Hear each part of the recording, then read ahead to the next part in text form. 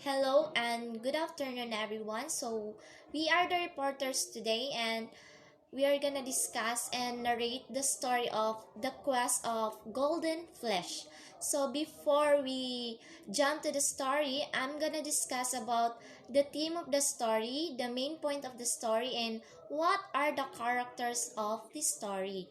So first, the theme of the story. So the theme of the story of the quest of golden flesh is about betrayal, vengeance, selfishness, love, and justice.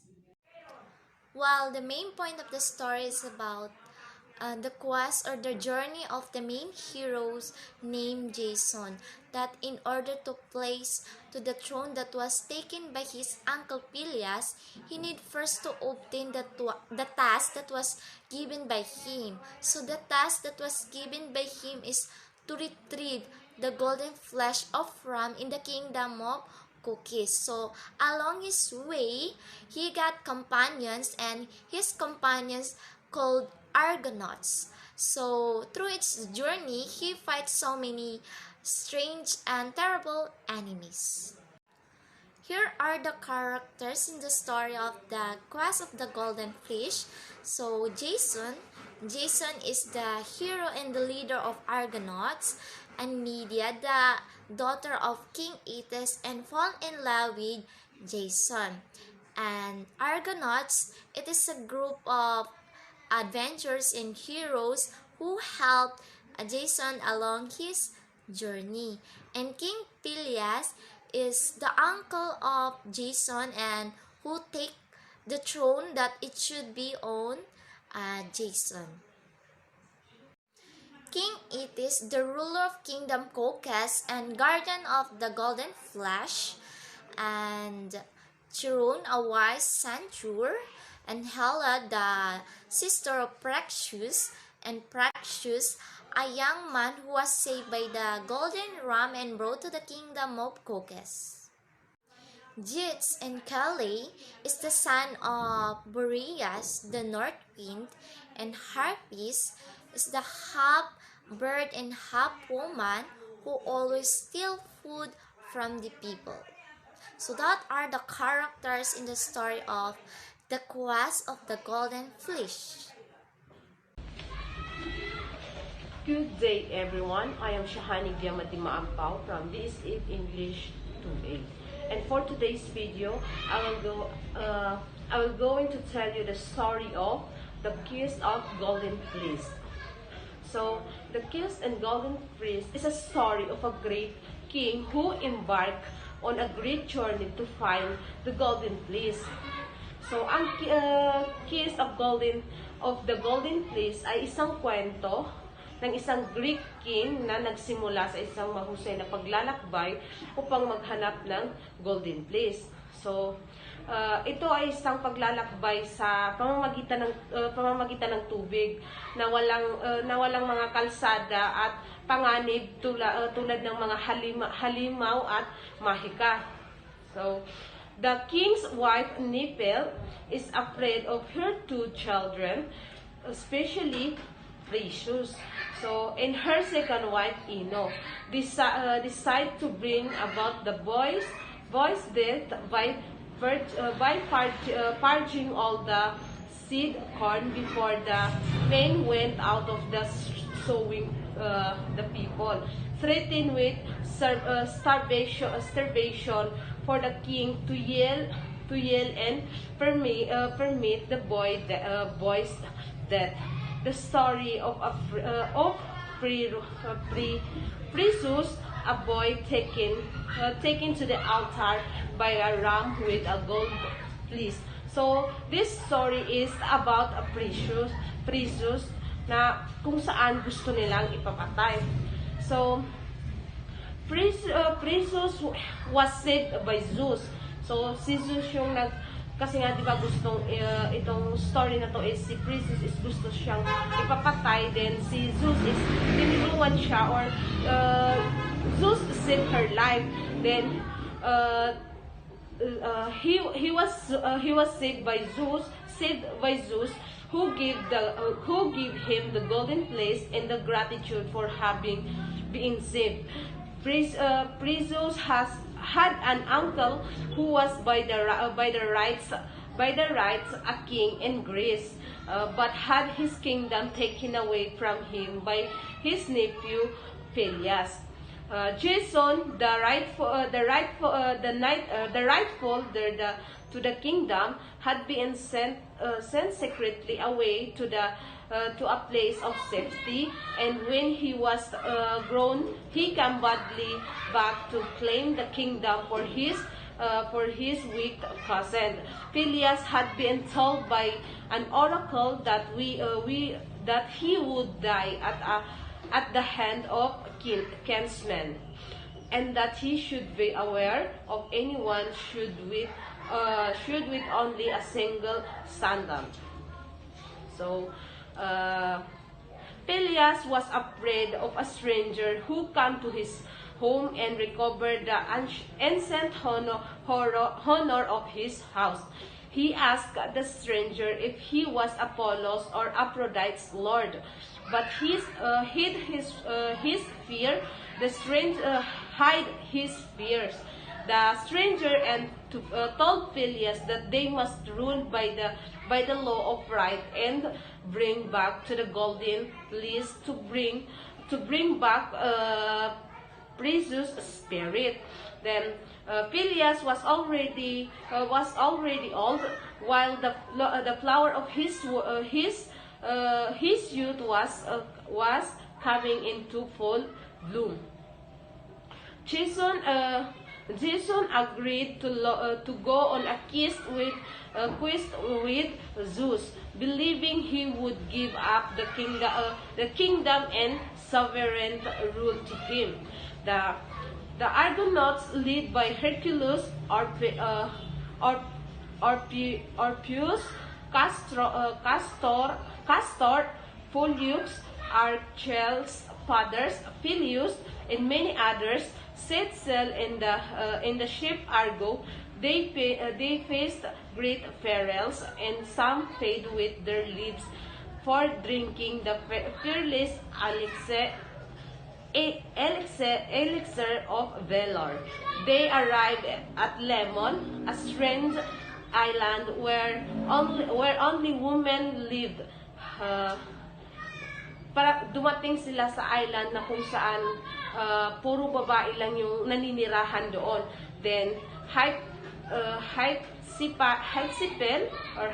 I don't know how to pronounce, a leader among the women, freed her fathers and set him afloat on the sea and hollow chest. Then the Argonauts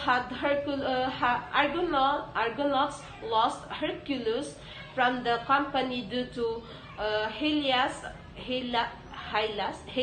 being drawn under the water by a water nymph. They then encountered the harpies, frightful fly. So the Amazon were the daughter of Harmony, a peace-loving nymph, but their father Ares was a god of war. The heroes would have hate and close in the battle with them, but the wind was favorable and they hurried on. At sunset, they reached Colchis, the country of the golden flesh. Hera asked Aphrodite's help, and they planned to make Cupid make the daughter of the Colchia king fall in love with Jason. Medea, a powerful magic maiden, could save the Argonauts if she used her dark knowledge of them. After that, Aphrodite offered Cupid a ball of golden blue and a male if he would do what she wanted. The heroes sailed from Olympus to Colchis to ask the king for the golden flesh. Hera wrapped them in a thick mist, so they reached the palace unseen. The warder welcomed them and sent word to the king. Cupid shot a sharp dip into Medea's heart, burning her with sweet pain. King Ethis asked them who they were and why they had come. But Jason answered that they were all men of a noble birth, sons or grandsons of the gods, who had sailed from Greece in the hope of getting the golden flesh. Jason and Medea meet and fall in love. Medea gives him a box of ointment and tells him how to use it make him and his weapons indivisible for a day. When they reach the field, the balls rush out from their lair, but Jason withstood them and drove them over the field, pressing the plow down firmly and casting the dragon's teeth into the furrows. By the time the plowing was done, the crop was springing up and men were rushing to attack him. Jason and Medea fought for the golden flesh, but Jason's victory was bitter to King Ethis. Hera made Medea, who was bewildered with love and misery, decide to fly with them. They reached the sacred grove where the flesh huge and Medea charmed to the separate to sleep.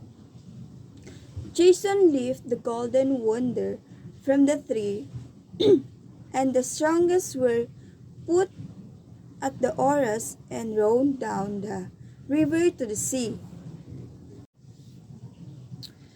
King Ethis had a great anger towards foreigners and a plan to give the flesh to the brave men.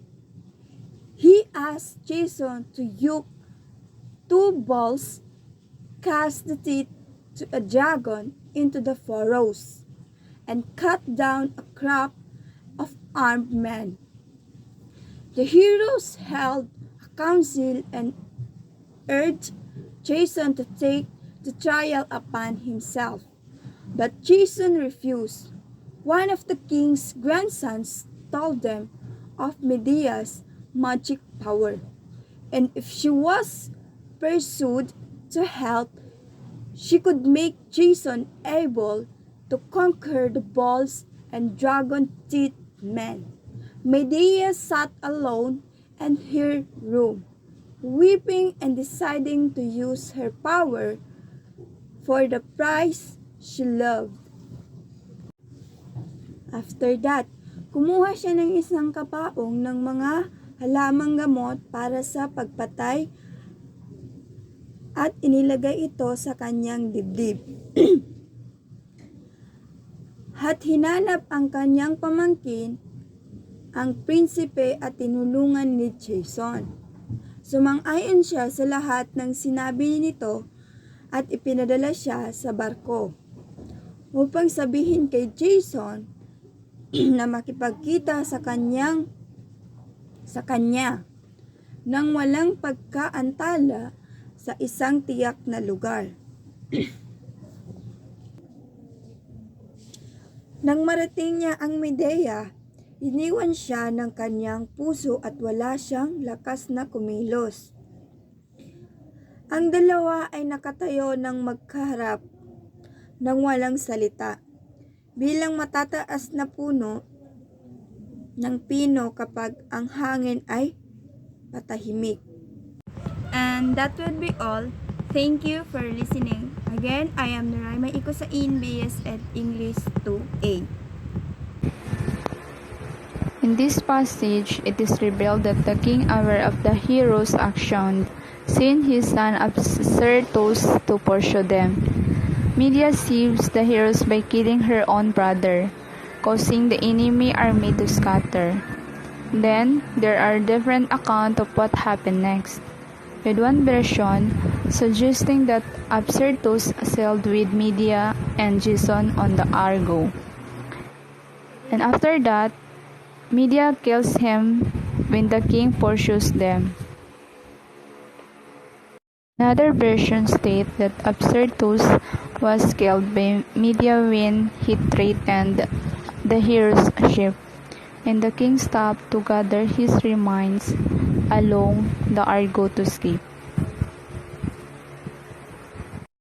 The adventures of the Argonauts continue as they face challenges such as navigating between Scylla and Charybdis with the help of the sea nymphs.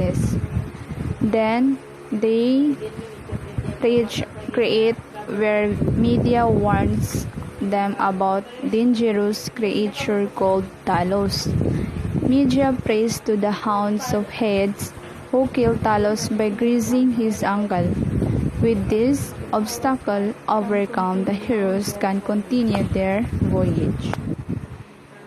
After that, returning to Greece, the heroes disband and go their separate ways. Jason and Medea take the golden fleece to Peleus, only to discover the terrible deeds have been done in their absence. Peleus had forced Jason's father to kill himself, and his mother died of grief. Seeking revenge, Jason turned to Medea for help. She devised a cunning trick where she convinces Peleus' daughters that she can make him a young again. She demonstrates by cutting up an old drum and magically transforming into lamb. The daughters, influenced by their desire to restore their father's youth, cut Peleus into pieces as introduced by Medea. However, Medea escapes before speaking the words that would revive him, and leaving the daughters terrified at their own actions. There are stories suggesting that Medea restored Jason's father to life and granted Jason the secret of perpetual youth. However, despite all the evil and good deeds she has done, Medea rewards his betrayal from Jason. The couple arrives in Corinth, where Jason betrays Medea by becoming engaged to the daughter of the king of Corinth for personal ambition. Fearing that Medea may harm his daughter, the king ordered Medea and her sons to leave the country. Exiled and with no protections, Medea contemplates her option and the hardship she has endured. Medea decides to kill Jason's bride as her first act of revenge. She anoints a robe with deadly drugs and sends it to the new bride as a gift. The bride wears the robe and immediately catches fire, burning to death. Realizing that their circumstance, her children would feast without her protection. Medea decides to kill them as well. When Jason arrives, furious at what Medea has done, he finds his children already dead, and suddenly Medea escapes on chariot drawn by dragon as Jason courses her. So that's all, and I thank you for listening.